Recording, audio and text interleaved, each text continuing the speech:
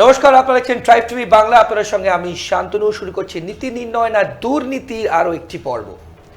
নীতি নির্ণয় না দুর্নীতি কিন্তু এগিয়ে চলেছে, আপনাদের অনুষ্ঠান এগিয়ে চলেছে বলা ভালো, কারণ নীতি নির্ণয় না দুর্নীতি যেখানেই দুর্নীতি হচ্ছে কি হবে বলে আমরা দেখতে পাচ্ছি, আমরা সেই জায়গাতেই কিন্তু আপনাদের সামনে তুলে ধরার চেষ্টা করছি। তো এই পর্বে এই মুহূর্তে দাঁড়িয়ে সঞ্জয় রায় মানে আরজি কর হত্যাকাণ্ড, ধর্ষণ ও হত্যাকাণ্ডর মূল অভিযুক্ত সঞ্জয় রায়ের সাজা ঘোষণা হয়ে গেছে, যা নিয়ে তোলপাড় হচ্ছে কিন্তু গোটা রাজ্য, গোটা দেশ, প্রবাবলি পৃথিবীতে বিভিন্ন জায়গা থেকে অনেক রকম রিয়াকশানস আসছে যে এইরকম একটা ঘটনা ঘটানোর পর তার ফাঁসি হলো না, মানে ফাঁসির সাজা কিন্তু অনারেবল শিয়ালদা কোর্ট দিল না। কি দিল? যাবজ্জীবন কারাদণ্ড। এবং এই নিয়ে কিন্তু রাজ্য সরকার হাইকোর্টে মুভ করেছে তার ফাঁসির সাজা চেয়ে। এই সব নিয়ে কিন্তু তোলপাড় হচ্ছে রাজ্য রাজনীতি। শাসক দল তাদের ব্যাখ্যা দিচ্ছে, বিরোধী দল তাদের ব্যাখ্যা দিচ্ছে, মানুষজনদের ব্যাখ্যা দিচ্ছে। এবার এই নীতি নির্ণয় না দুর্নীতিতে আমরা আজকে এই নিয়ে কিন্তু আপনাদের আইনের ব্যাখ্যা দেবো। আইন কি বলছেন, কেন ফাঁসি হলো না, যাবজ্জীবন হলো। রাজ্য সরকার মুভ করার পর আদৌ কি সেটা ফার্দার আর মুভ করবে, লিগালি কি হতে পারে?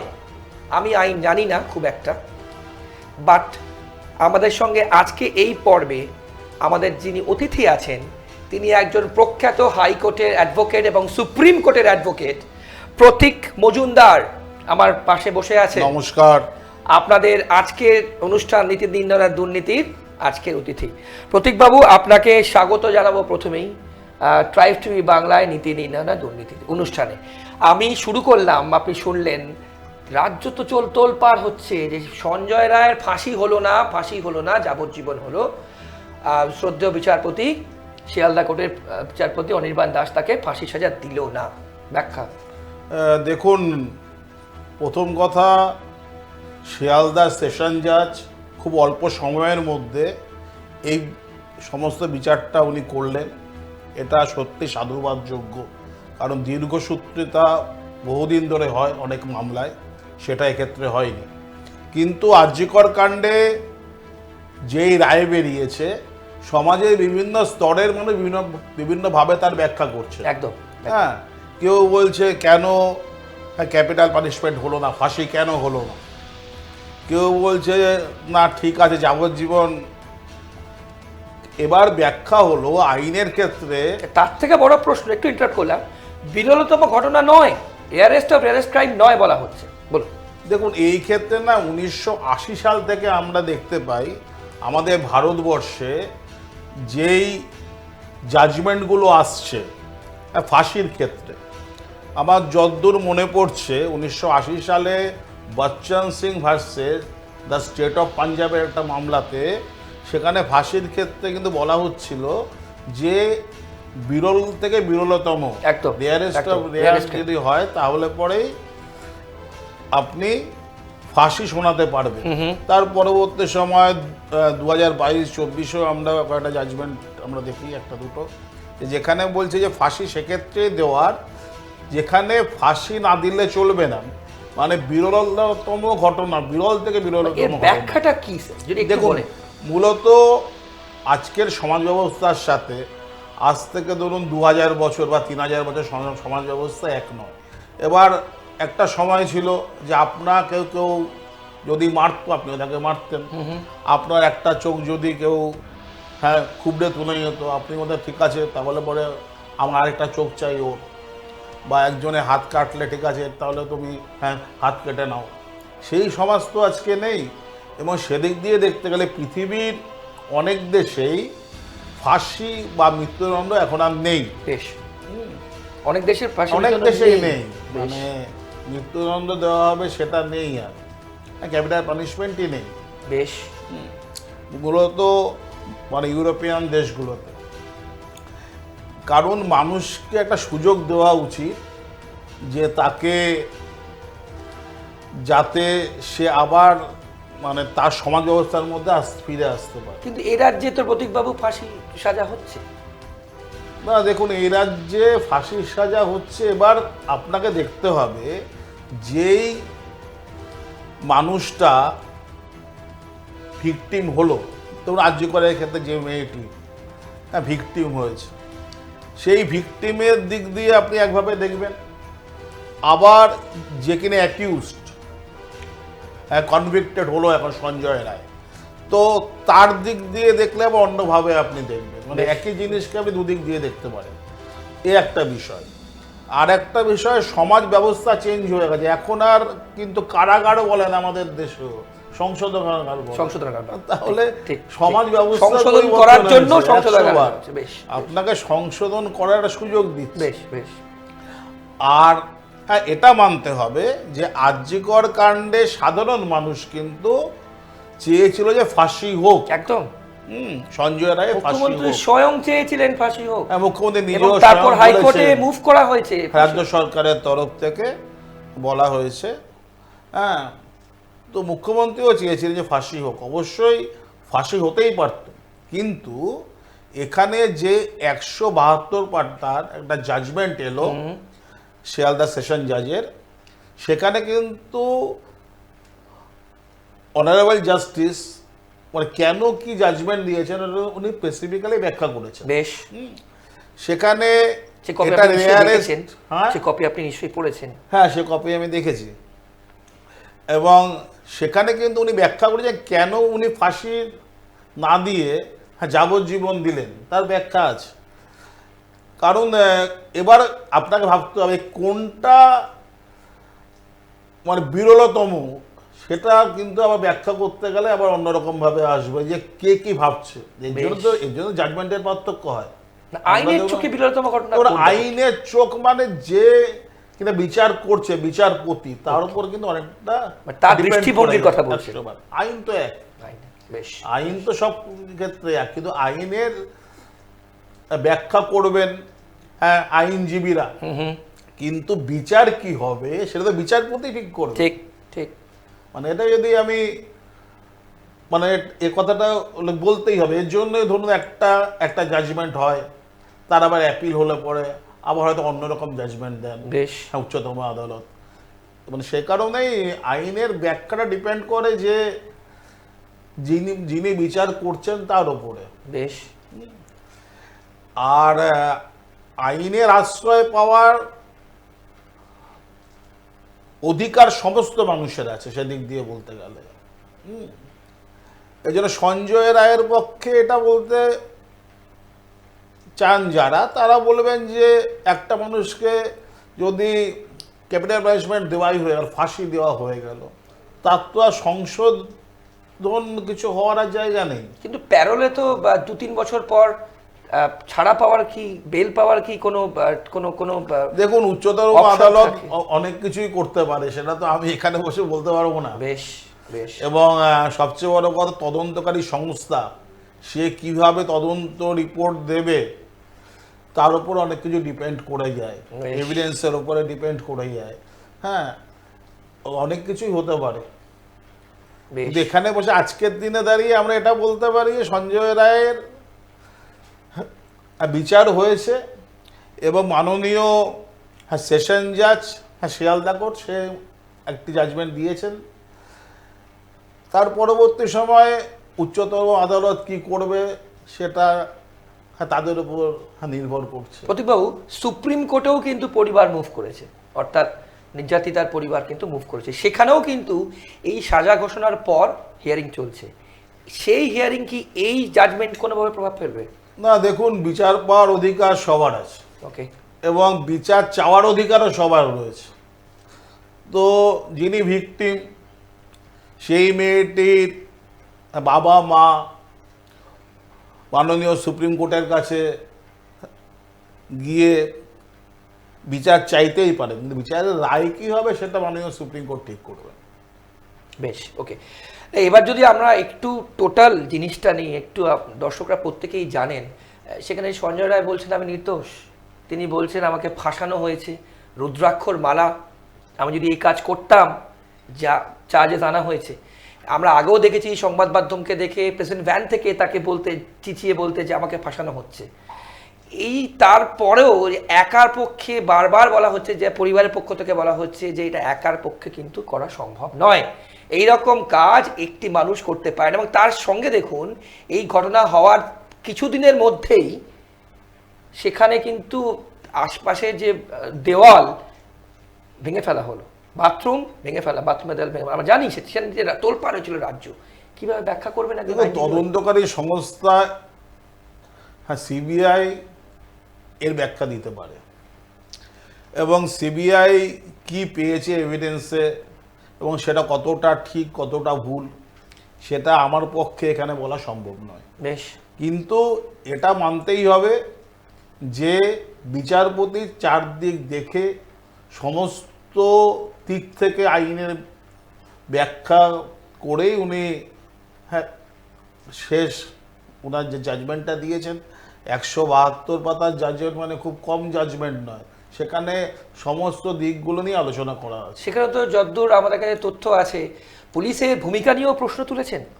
এখন প্রশ্ন তুলতেই পারেন যে একজন বিচারপতি বিচার করতে বসে তিনি চারদিকটা নিয়ে উনি প্রশ্ন তুলতেই পারেন, এবং মূল দায়িত্ব যা ছিল সিবিআই তো তার যে চার্জশিট দিয়েছিল, তারপর বিচারপতি মনে করেছেন যে এটা এমন কোনো বিরল ঘটনা নয় যে যার জন্য ফাঁসি দিতেই হবে।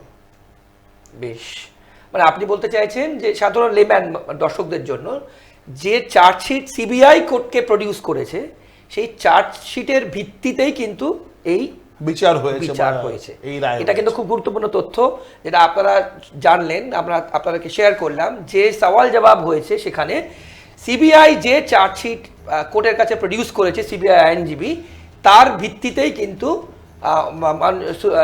শিয়ালদা কোর্ট মাননীয় বিচারক অনির্বাণ দাস কিন্তু তার জাজমেন্ট দিয়েছেন। বলুন। আর দেখুন, সমাজের, আমি আগেই বলেছি যে সমাজের একটা পরিবর্তন এসছে। বেশ, এবার সমাজের পরিবর্তনে এই ধরনের ক্যাপিটাল পানিশমেন্টের ক্ষেত্রে কিন্তু অনেক কিছুর চেঞ্জেস এসছে, মানে এটা সমস্ত বিশ্ব জুড়ে হয়েছে, এবং আজ থেকে 500 বছর আগের আইন ব্যবস্থার সাথে আজকের আইন ব্যবস্থা অনেক পার্থক্য। বেশ, হ্যাঁ, এটা আমাকে মানতেই হবে যে আমাদের এখানে এই ভিকটিম যে মেয়েটি, তার পক্ষে কিন্তু সমাজের বেশিরভাগ মানুষ ছিল, এবং তারা আমরা দেখি রাস্তায় নেমেছে। রাত দখল তো আমি কোনোদিন আমরা জানতামই না কলকাতার বুকে। হ্যাঁ, এটা তো হয়েছে, কিন্তু বিচার হবে তো আইনে।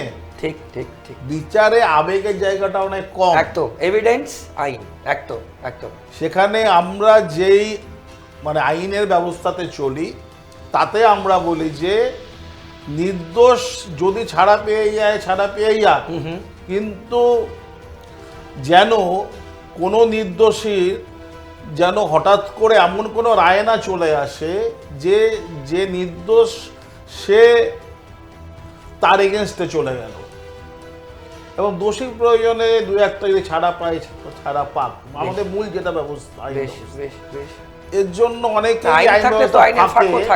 এই আইনের ফাঁকে অনেক সময় বলতে চাইছিলেন, দোষীও ছাড়া পেয়ে যায়।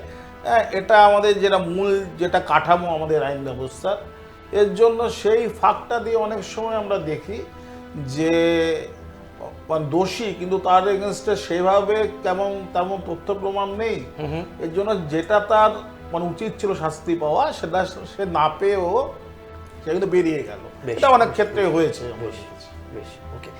আচ্ছা, এবার একটা পরবর্তী একটু একটু একটু কঠিন প্রশ্ন করি প্রতীকবাবু। আপনি হাইকোর্ট, সুপ্রিম কোর্ট মানে দু জায়গাতে আপনি সওয়াল করেন, কেস লড়েন। এই যা বিচার ব্যবস্থা আমাদের ভারতবর্ষে আমাদের এই চলছে এই মুহূর্তে দাঁড়িয়ে, মানুষ কি বিচারের ওপর আস্থা রাখতে পারবে আগামী দিনে? দেখুন, সমস্যাটা কি হচ্ছে জানেন তো, আমরা সঠিক বিচার আমরা দেওয়ার চেষ্টা করি, এবার আমাদের যে কাঠামোর ওপরে আমাদের সমস্ত বিচারটা চলে, মূলত ধরুন ব্রিটিশ সিস্টেমে চলছে এখনো অবধিও কম বেশি। এবার ব্রিটিশ সিস্টেমে চলছে বলে একটা বিচার যাতে ভুল না হয়ে যায়, সেই ক্ষেত্রে হ্যাঁ, লোয়ার কোর্ট, তার অ্যাপিল হাইকোর্ট, তার অ্যাপিল সুপ্রিম কোর্ট, এই করতে গিয়ে দীর্ঘসূত্রিতা একটা হয়, যে একটা বিচার পেতে অনেক সময় লেগে যায়। বেশ, বেশ, এই এই সময়টার কিন্তু এই যে মানে যেহেতু আপনি সময় নিয়ে বললেন, এখানে এই কেসেই কিন্তু আমরা জানি তারা থানার প্রাক্তন ওসিকে অ্যারেস্ট করা হয়েছিল, তার সঙ্গে সন্দীপ ঘোষকেও অ্যারেস্ট করা হয়েছিল, যদিও করাপশন কেসে এখনও তিনি বেল পাননি। এই যে এই রেপ অ্যান্ড মার্ডার কেসে বেল পেলেন, এর জন্য দায়ী কি? সিবিআই কি এভিডেন্স দিতে পারেনি, তাদের কি বলে ইনএফিশিয়েন্সি দায়ী? দেখুন, আদৌ কি হয়েছে আমার পক্ষে তো এখানে বসে ঠিক বলা সম্ভব নয়। আমরা পুরোটাই আমাদের ডিপেন্ড করতে হয় আইনের চোখে বেল তারা কি করে পেল? দেখুন, নিশ্চয়ই মাননীয় বিচারপতি মানে লোক দেখেছেন যে বেল দেওয়া যায়, তার জন্য তো বেল হয়েছে। বেশ, যিনি বেল দিয়েছেন ওনার মনে হয়েছে যে যেরকম ভাবে সিবিআই রিপোর্ট এসছে তাতে বেল দেওয়া যায়, সেটা মাননীয় বিচারপতি ভেবে বেল দিয়েছেন। বেশ, আচ্ছা, এই বেল পাওয়ার পর আমরা অনেকেই কিন্তু এই ধারণাটা পরিষ্কার নয় প্রতীকবাবু, বেল পাওয়ার পর যে কেসে আমাকে বেল দেয়া হলো সেই কেস কি চলতে থাকবে? হ্যাঁ, শুনুন, বেল পাবে কি পাবে না এটা কিন্তু অনেকটাই ডিপেন্ড করে যায় যে জাস্টিস এই বেল ম্যাটার শুনছেন, মানে যিনি বেল দিচ্ছেন। বেশ, অনেক ক্ষেত্রে দেখা যায় ধরুন খুব একজন প্রভাবশালী মানুষ, তাকে কিন্তু বেল দেওয়া হচ্ছে না। মন্ত্রী ধরুন, হ্যাঁ, প্রভাবশালী, যার কিনা সমাজে প্রতিপত্তি রয়েছে, বেশ, এমন লোককে বেল দেওয়া হয় না এ কারণে যে সে যদি বেল পেয়ে যায়, সে এসে এভিডেন্স বা উইটনেসদের ওপরে, যারা সাক্ষীদের ওপরে সে কিন্তু প্রভাব খাটাতে পারে। বেশ, সেই ক্ষেত্রে কিন্তু অনেক সাধারণ মানুষকে বেল দেওয়া হয়। আবার অনেক সাধারণ মানুষকে বেল দেওয়া হয় না এ কারণে যে তারা বেল পেয়ে হয়তো পালিয়ে যেতে পারে। সেখানে কিন্তু একজন সমাজের জন্য উঁচু শ্রেণীর লোক সে কিন্তু ঝট করে সে কিন্তু পালিয়ে যাবে না, কারণ তার সম্পত্তি রয়েছে, তার সমাজে একটা জায়গা রয়েছে, সে হঠাৎ করে কিন্তু পালিয়ে যাবে। এবার বেল কাকে দেওয়া হবে আর কাকে দেওয়া হবে না এটা পুরোটাই ডিপেন্ড করছে কিন্তু জাস্টিসের উপরে। বেশ, মানে যে জাজমেন্ট দিচ্ছেন যার ঘরে এটা করছে বিচার। বেশ, বেশ, ওকে।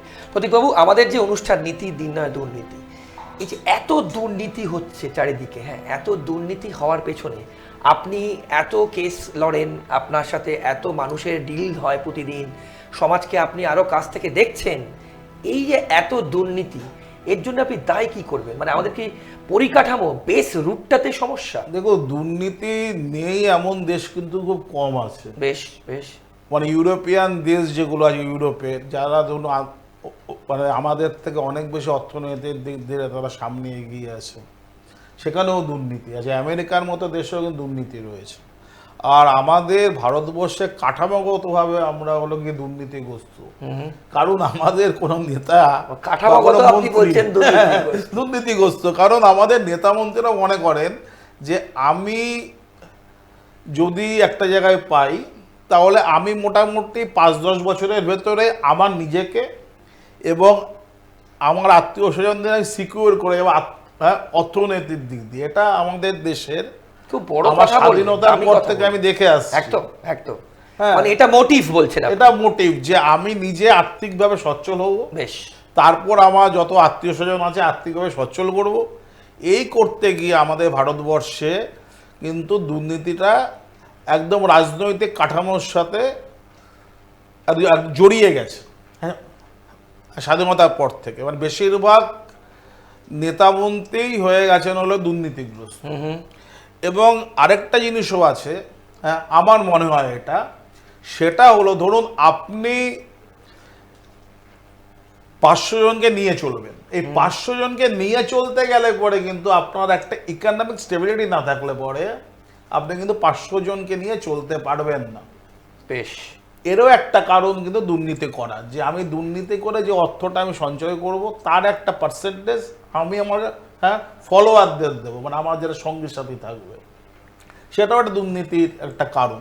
আরও একটা কারণ হয়তো যে দুর্নীতি করে সহজে পার পাওয়া যায়, এটা নেতা মন্ত্রীদের মাথার মধ্যে যেভাবে আজকের দিনে গেঁথে গেছে, এর জন্যই অনেক শতাংশ, আমি পার্সেন্টেজটা বলছি না, মানে অনেক শতাংশ নেতা মন্ত্রী তাই দুর্নীতিগ্রস্ত বা দুর্নীতির মধ্যে তারা জড়িয়ে পড়ছে। দেখুন, অ্যালার্মিং মেসেজ আপনি যেটা দিলেন, এবং যা সমাজের কাছে দুর্নীতি করে পার পাওয়া যায়, আপনি একজন এত বড় আইনজ্ঞ হয়ে বলছেন। সত্যি তো দেখছি আমরা, দুর্নীতি করার পর কয়েক বছর জেলে থাকার পর তারা কিন্তু বেলে বেরিয়ে আসছেন, ছাড়া পেয়ে যাচ্ছেন। সুতরাং এটা তো দুর্নীতি যারা করবে তাদেরকে সুপারচার্জ করবে।